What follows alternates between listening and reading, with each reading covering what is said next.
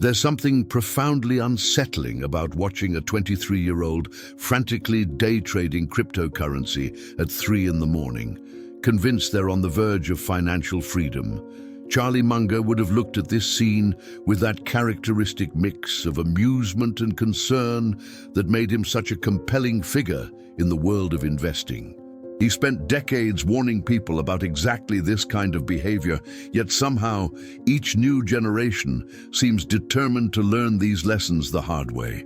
The rush to get rich young isn't just a modern phenomenon, though social media has certainly amplified it to absurd levels. It's a deeply human impulse, rooted in our fundamental misunderstanding of how wealth actually works. We see the Mark Zuckerbergs and the crypto millionaires, and we think we're seeing the full picture. We're not. We're seeing the statistical anomalies, the lottery winners, the exceptions that prove a much harder rule. Munger understood something that most people spend their entire lives failing to grasp. Wealth building is fundamentally boring. It's not sexy, it's not exciting, it doesn't make for good Instagram content. It's the financial equivalent of watching paint dry, and that's precisely why it works. The people who get rich quick are almost always the same people who get poor quick. The wealth doesn't stick because it was never built on a foundation solid enough to support it. Think about how Munger himself built his fortune. He didn't do it by chasing hot stocks or trying to time the market. He did it by developing deep expertise in a few key areas, making careful decisions over decades, and having the patience to let compound interest do its magic. When he was in his 20s and 30s, he wasn't a billionaire. He was a lawyer, grinding away, learning, building knowledge capital that would later translate into financial capital. This is where young people today go catastrophically wrong. They're trying to skip the foundation building phase entirely. They want the penthouse without constructing the building beneath it. They see someone make $1 million on a meme stock and think that's a replicable strategy. It's not. That's not investing, that's gambling with extra steps. The problem with trying to get rich early is that you almost certainly don't know enough yet. And I don't mean that in a condescending way. It's just a mathematical reality. Munger talked constantly about the importance of building what he called a lattice work of mental models. These are frameworks for understanding how the world works, drawn from psychology, economics, physics, biology, history, and dozens of other disciplines. You can't build that lattice work overnight. It takes years of reading, thinking, making mistakes, and learning from them. When you're young and you chase quick wealth, you're making high-stakes decisions with a profoundly incomplete understanding of the game you're playing. You don't yet know what you don't know, which is the most dangerous position possible. You see an opportunity that looks obvious, and you can't fathom why everyone isn't jumping on it. Usually the reason everyone isn't jumping on it is because people with more experience can see the 17 different ways it could blow up in your face.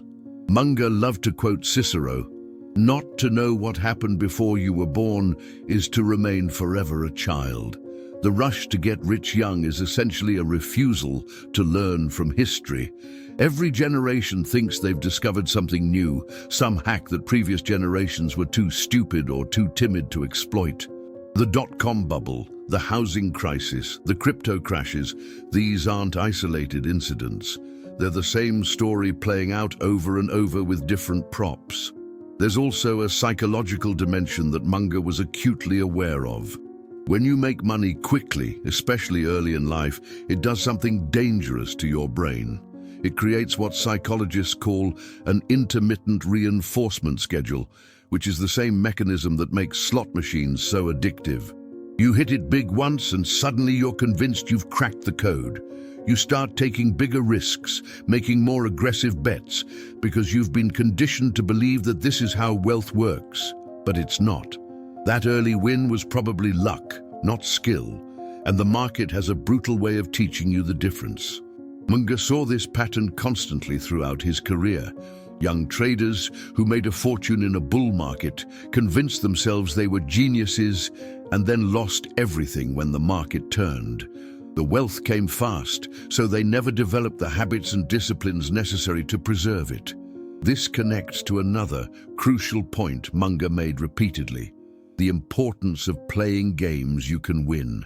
When you're young and inexperienced, trying to beat the market is playing a game where you're competing against people with more resources, more information, more experience, and more discipline than you have.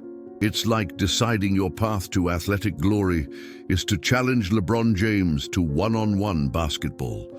Sure, theoretically you could win, but the odds are not in your favor. The smarter play, the Munger play, is to focus on building real skills and real value in areas where youth is actually an advantage. Energy, adaptability, willingness to work long hours, comfort with new technology. These are legitimate competitive advantages that young people have. But instead of leveraging these advantages to build something substantial, too many young people try to shortcut their way to wealth through financial engineering. There's a deeper issue here too, something Munger touched on often, but that doesn't get discussed enough: the psychological cost of obsessing over getting rich quick. When you spend your 20s frantically chasing financial freedom, you're not actually free. You're enslaved to the market, to your portfolio, to the constant anxiety of whether you're missing the next big opportunity. You're not building a life, you're building a prison with stock tickers for bars. Munger lived to be 99 years old, and by all accounts he had a remarkably fulfilling life. He had deep friendships, intellectual pursuits that fascinated him, a family he loved, and yes, enormous wealth. But the wealth came as a byproduct of living well, not as the primary objective that everything else was sacrificed for. He spent his 20s and 30s learning, building expertise, developing judgment. The money came later, but when it came, he had the wisdom to manage it properly. This is the part that gets lost in our cultural obsession with young billionaires. The people who build lasting wealth almost always do it slowly. Warren Buffett, Munger's longtime partner, didn't become a billionaire until he was 56 years old. Most of his wealth was accumulated after he turned 65. This isn't because he was slow or stupid. It's because that's how compound interest works. The real magic happens in the later years, but only if you've laid the groundwork in the earlier ones. The mathematics of compound growth are unforgiving in this regard. If you start with a small amount and grow it at a reasonable rate, the absolute dollar gains in the early years are tiny. It's only after decades of compounding that the numbers start to get truly impressive. This is why trying to get rich quick is almost always a fool's errand. You're fighting against the fundamental mathematics of how wealth compounds. But there's an even more insidious problem with the rush to get rich young. It often leads people to optimize for the wrong things. Instead of building skills that will generate value for decades, they're chasing whatever seems to be working right now. Instead of developing the character traits that lead to long-term success, patience, discipline, integrity, intellectual honesty, they're learning how to hype, how to manipulate, how to ride momentum. Munger was obsessive about character, both in the people he invested in and in his own development. He believed that in the long run, character was destiny. If you built wealth through shortcuts and clever tricks, you'd eventually lose it because you never developed the character necessary to preserve it. But if you built wealth slowly, through creating genuine value and making sound decisions over time, the wealth would stick because it was built on a foundation of real capability. This is why so many lottery winners end up broke, and why so many young people who strike it rich through luck or timing end up back where they started. The wealth came too fast for their character to catch up. They never learned the habits of wealth preservation because they never had to. The money just appeared, and then it disappeared just as quickly. There's also something to be said about the opportunity cost of obsessing over getting rich quick. Your 20s and 30s are when you have the most energy, the most flexibility, and the most capacity to learn new things. If you spend that time glued to trading screens or chasing the latest investment fad, you're not developing the deep expertise that actually leads to sustainable wealth creation. You're not building relationships, not developing skills, not creating value in the world. Munger's advice was always to find something you're good at, something valuable, and get really, really good at it. Become so skilled that people seek you out, that you can command premium prices for your work, that you build a reputation as someone who delivers exceptional value. That's a much more reliable path to wealth than trying to outsmart the market. The irony is that by trying to get rich quick, you almost guarantee that you'll stay poor longer. You waste years chasing mirages, learning the wrong lessons, developing the wrong habits. Meanwhile, the people who take the slow, boring path, who focus on building real skills, creating real value, and making sensible financial decisions, they're quietly pulling ahead. It's not dramatic. It doesn't make for good social media content, but it works.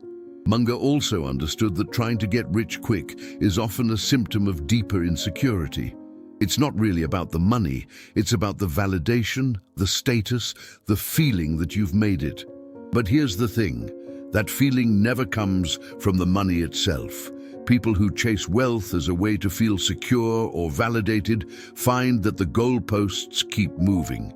First, it's 100,000, then 1 million, then 10 million, and it's never enough because the void they're trying to fill isn't actually about money.